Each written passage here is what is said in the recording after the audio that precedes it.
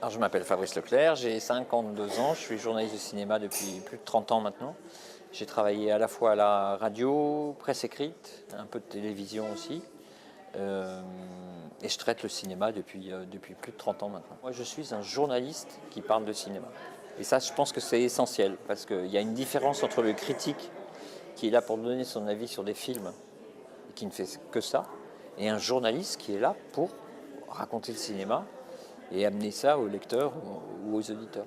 Il y a eu plusieurs déclencheurs. Il y a eu un film que j'ai vu quand j'étais jeune, à 11 ans, qui est le premier film que j'ai vu tout seul dans une salle de cinéma qui s'appelait La Guerre des Étoiles. Et j'en suis ressorti et je n'étais plus le même homme. C'était en 1977, j'étais jeune, j'avais 11 ans. Ensuite, assez bizarrement, parce que je pense que c'est quelque chose qui est inscrit en moi génétiquement, c'est que j'ai commencé à faire ce qu'on appelle des fanzines, des journaux de cinéma.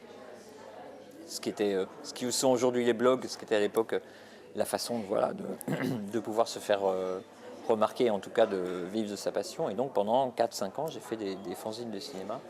Et à partir de 17-18 ans, j'ai commencé à travailler dans ce métier. J'ai travaillé relativement tôt dans ce métier. Je ne sais pas d'où ça vient. Vraiment, je ne sais pas d'où ça vient. Moi, je pense, pour l'avoir vécu moi-même, pour avoir eu beaucoup de stagiaires dans les rédactions dans lesquelles j'ai travaillé ici et là, je pense qu'il y a des gens qui sont faits pour ça. Je dirais pas que c'est un talent, mais en tout cas, c'est une inclinaison à. Il y a des gens qui sont journalistes dans l'âme et d'autres qui ne le sont pas. J'adore écrire. J'ai le journalisme vissé au corps, ça je pense qu'on l'a ou on ne l'a pas, moi je l'ai. Je suis curieux, j'ai envie de savoir, j'ai envie d'écrire, j'ai envie de partager. Et le cinéma parce que je suis passionné de cinéma et voilà, j'ai réussi à faire mon, ma carrière de ça et je me souviens toujours que, et mon père me l'a rappelé, à 14 ans j'étais voir mon père et je lui ai dit je serai journaliste de cinéma. Il m'a dit oui bien sûr, mais c'est comme d'autres disent je voudrais être pilote ou astronaute et moi je voulais être journaliste, je savais que je voulais être journaliste de cinéma et j'ai réussi à faire exactement ce que je voulais faire. La qualité essentielle d'un journaliste c'est la curiosité, c'est s'intéresser à tout. Pour moi un journaliste c'est peu de choses mais sur plein de sujets. Euh, la curiosité, ça c'est vraiment essentiel. Un goût pour l'information, un goût pour à la fois informer, transmettre, dire des choses. Donc un goût du partage. Une passion évidemment parce qu'on ne fait pas ce métier sans passion. Moi je sais que si je ne travaille pas à la radio, si je ne suis pas dans un studio de radio une fois par semaine, physiquement je le sens. C'est-à-dire que j'en ai besoin physiquement. Ce métier permet des moments dingues, des moments rêvés, des moments où vous pouvez rencontrer les gens que vous admirez par exemple, totalement. Mais vous avez beau être fan de la personne que vous interviewez, il y a toujours le moment où vous êtes là pour bosser, vous êtes là pour poser des questions, pas toujours très sympa, parce que c'est votre boulot, et vous êtes là pour faire votre boulot. Face à quelqu'un que vous aimez beaucoup, mais qui est aussi là pour bosser. C'est ça l'avantage de ce métier, je crois.